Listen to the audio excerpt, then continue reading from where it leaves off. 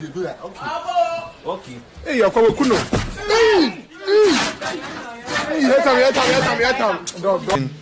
That the death penalty provision in our laws or in various laws as a form of punishment.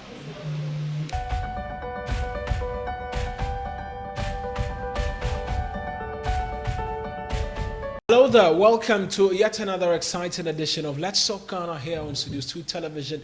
This is the show where we put Ghana first in all of our conversations, and we're staying on a very topical subject matter, one which has angered a lot of you on social media and has got you talking. Has to do with Cecilia, dapaah, now the former sanitation minister, who resigned over the weekend as a result of cash which was in her residence stolen by house helps, but now there's heat on her.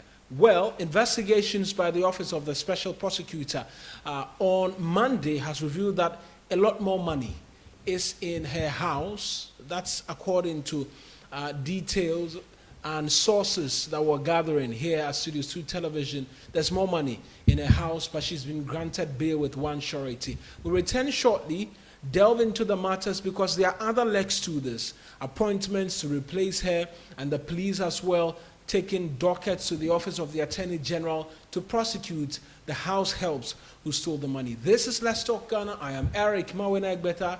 We'll return and then we have a conversation. Stay with us.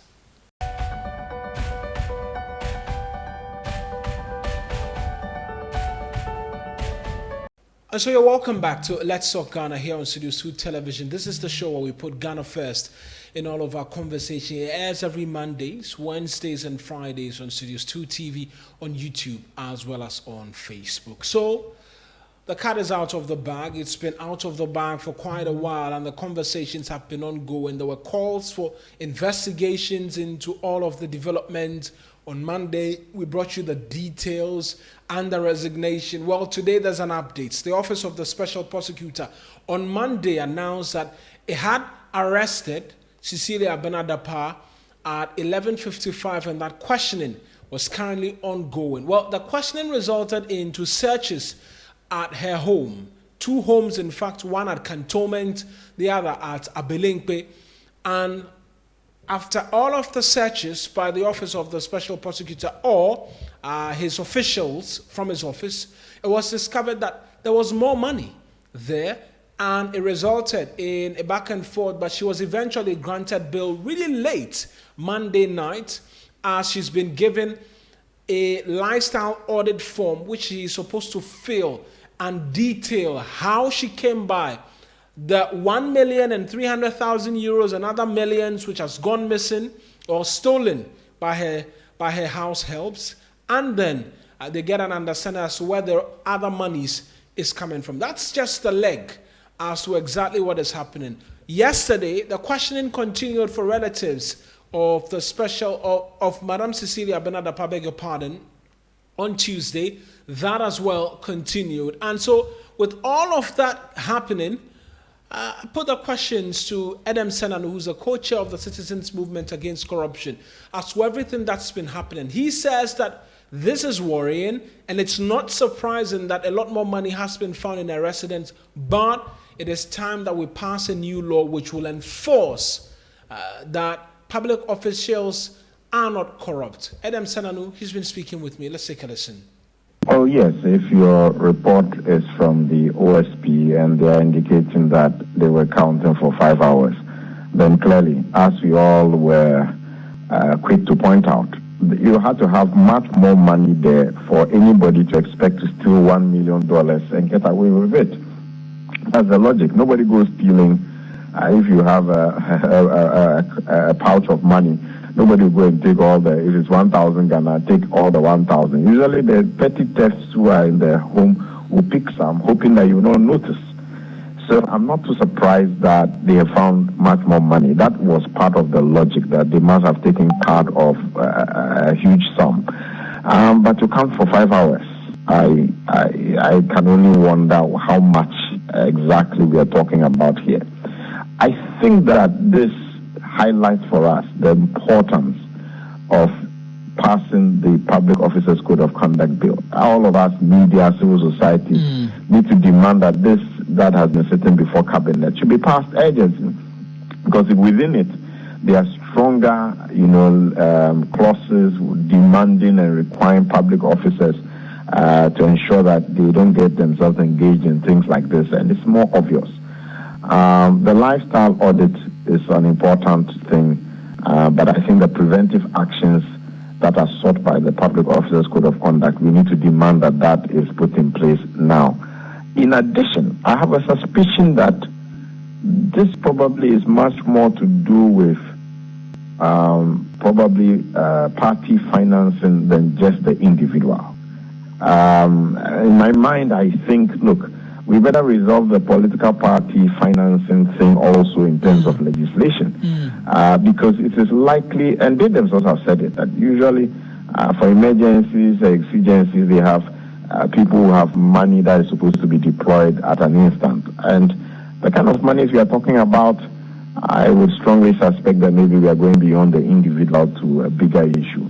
And so we should talk about the Public Officers Code of Conduct Bill. We should also talk about political party financing, because ultimately that is where the problem begins. As they campaign and they spend money through it here and there, by the time they come, they find ways to make that money back, and you will have situations like this. Right. There's the debate or the other leg of how much this has to do with asset declaration, because from checks, appears the former minister declared her assets thoroughly in the past. Now that is appearing to be defective in being able to check some of these things. And if there's anything to go by, I know that the Tema West MP, for instance, in subsequent commentary in relation to this, has sought to allude that this is a practice that is very well adopted by all of our top politicians. Yes, it is the reason why, and perhaps I didn't break it down. Two things. One, there's the unexplained wealth clause, where in the Public Officers Code of Conduct, you would have a clause saying that at any time that there is unexplained wealth, one would be subject to questioning, etc., because the idea is that not just the assets, because that can cover a certain number of things, but also is the currency, money that one cannot say or attribute to your regular income. And you cannot give, if you can't provide a legitimate business you are doing, which is not taking office hours, and yet you can earn this money. The current asset declaration only covers some aspects. It doesn't go to the extent of unexplained wealth, which is what Occupy Ghana is also trying to point out. It is the reason why passing this law, that is an enhanced version, is so important. Now, our asset declaration is already deficient to the extent that you are not required to make what it is you are putting on paper public. So it is only the staff of the Auditor General who have opportunity to open and look at it.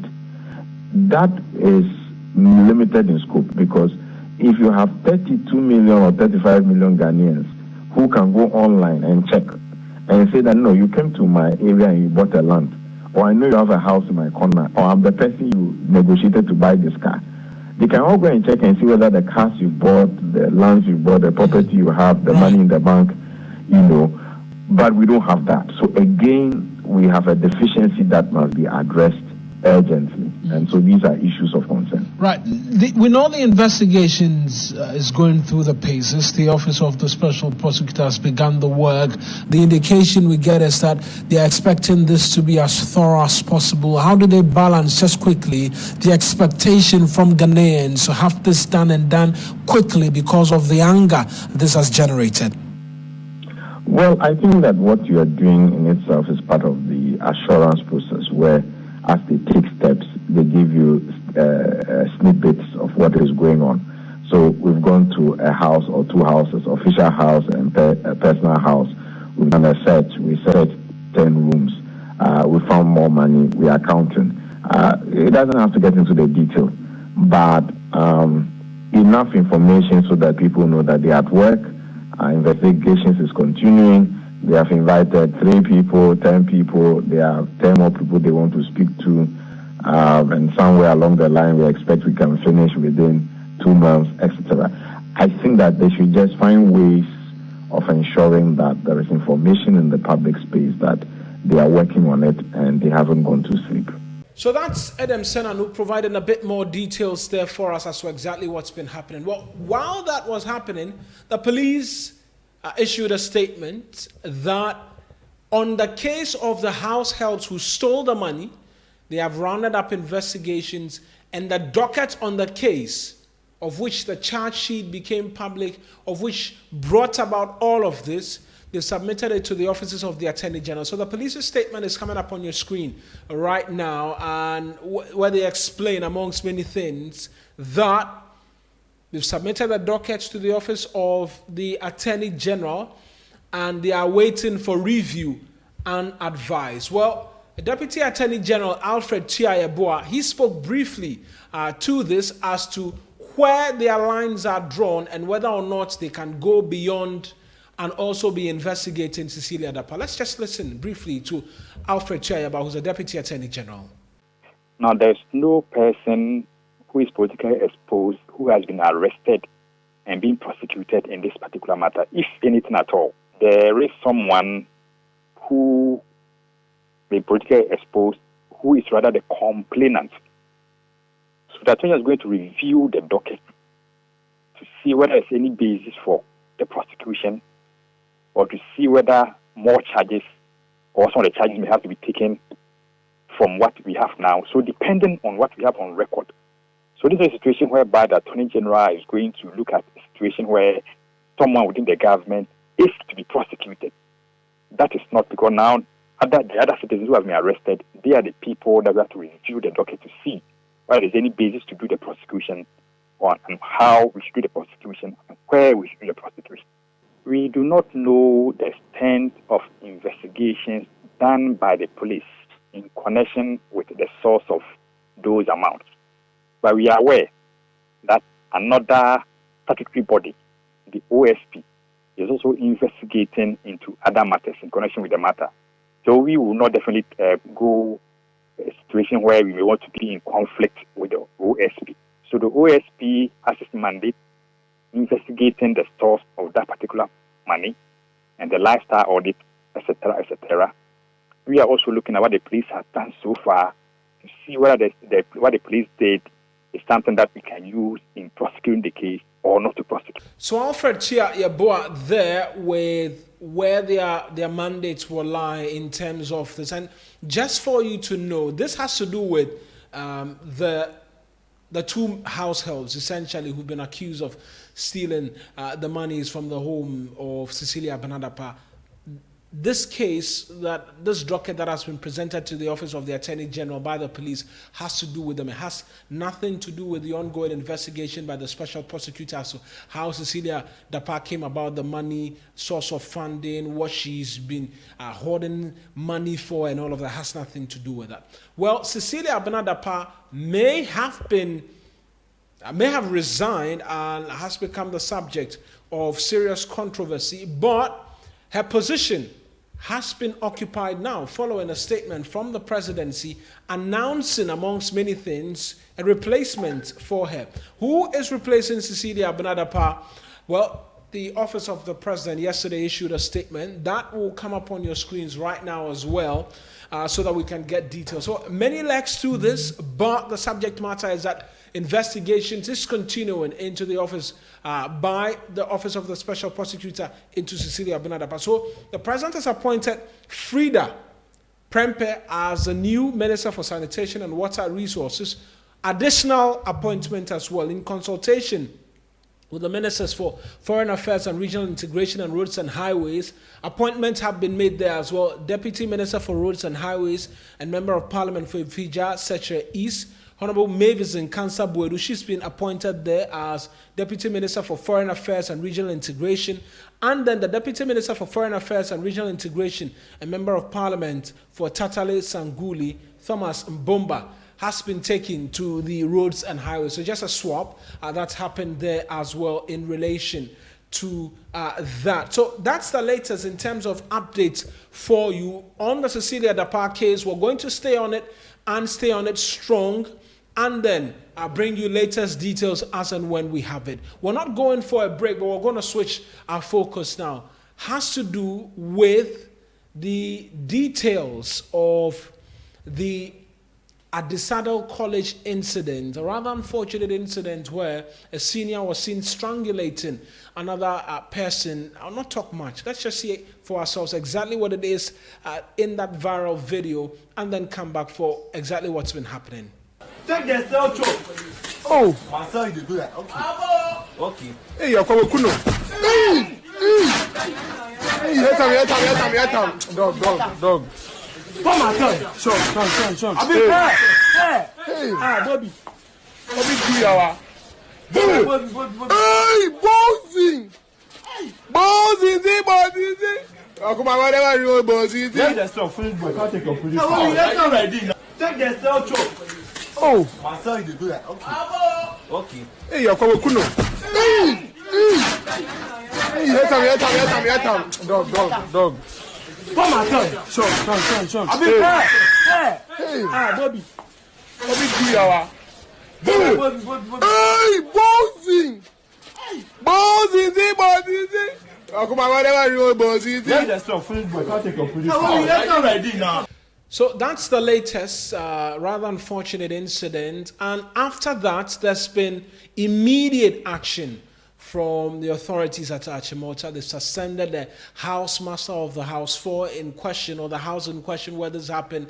The student who was seen strangulating outrightly dismissed, amongst many things.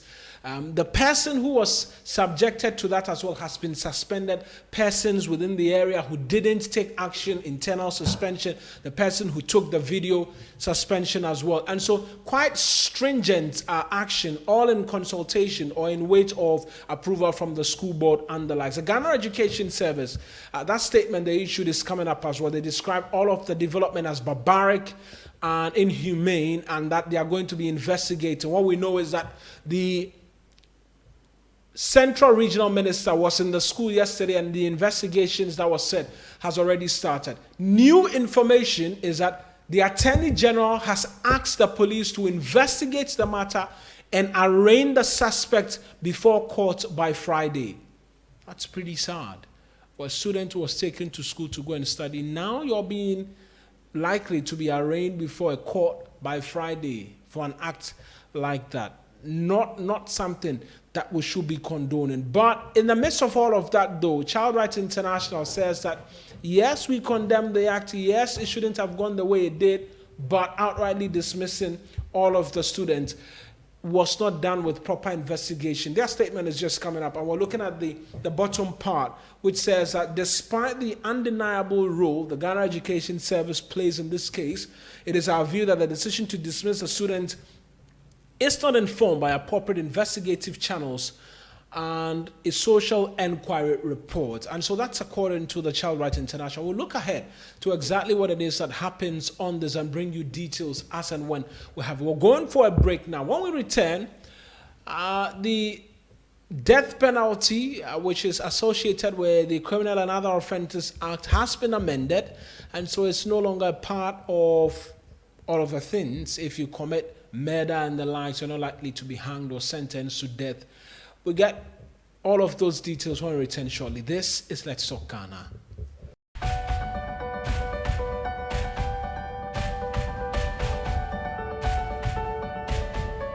You're welcome back to Let's Talk Ghana here on Studios 2 Television. This is the show where we put Ghana first in all of our conversations. Let's just end with news from Parliament yesterday, where the death penalty, which is a part of the Criminal and Other Offences Act, has been amended now, and so it is no longer a part of the country's statutes books. We're taking you to Parliament, where the Speaker put that to a question. The final vote, it was approved, and then get reaction from Deputy Majority Leader Alexander Penyomakin, who says it is great news. And the question is that the Criminal Offences Amendment Bill 2022 be now read the second time. Those in favor say aye. Those against say no. The ayes have it. Honourable members, the Criminal Offences Amendment Bill 2022 is duly read the third time and passed. An act to amend the Criminal Offences Act 1960, Act 29, to substitute the penalty of life imprisonment for the death penalty and to provide for related matters. The Criminal Offences Amendment Bill 2022 read the third time and passed. The death penalty is no more a punishment in our statutes. That is not to say that those who take it upon themselves to take the lives of others are being encouraged to do so. But what we are saying is that God gives us life, and under no circumstance should a person's life be taken merely because of commission of such an offense. So I think that is a day to celebrate, because internationally all human rights institutions have taken this position that the death penalty provision in our laws or in various laws as a form of punishment is moot. Our parliament has done its bit. It's now left for the executive to assent to the bill so that it becomes law. We respect human rights and would act in accordance with international best practices when it comes to international human rights and all that. Thank you so much indeed. Right then, details from Parliament. That's how we end today's edition of Let's Talk Ghana here on Studios 2 Television. As always, a pleasure to come your way with the show where we put Ghana first in all of our conversations. We'll continue to keep tabs on a lot of the development. Just by way of news for you, though, the NPP is asking all 10 aspirants to sign an undertaking where they cannot go independent should they lose the party's primary. It's an issue that will be boiling, and we'll get details for you as and when. I am Eric Mawenek. Better, many thanks for watching.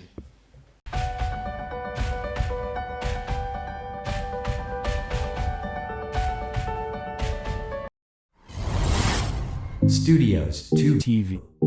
The truth is here in your eyes.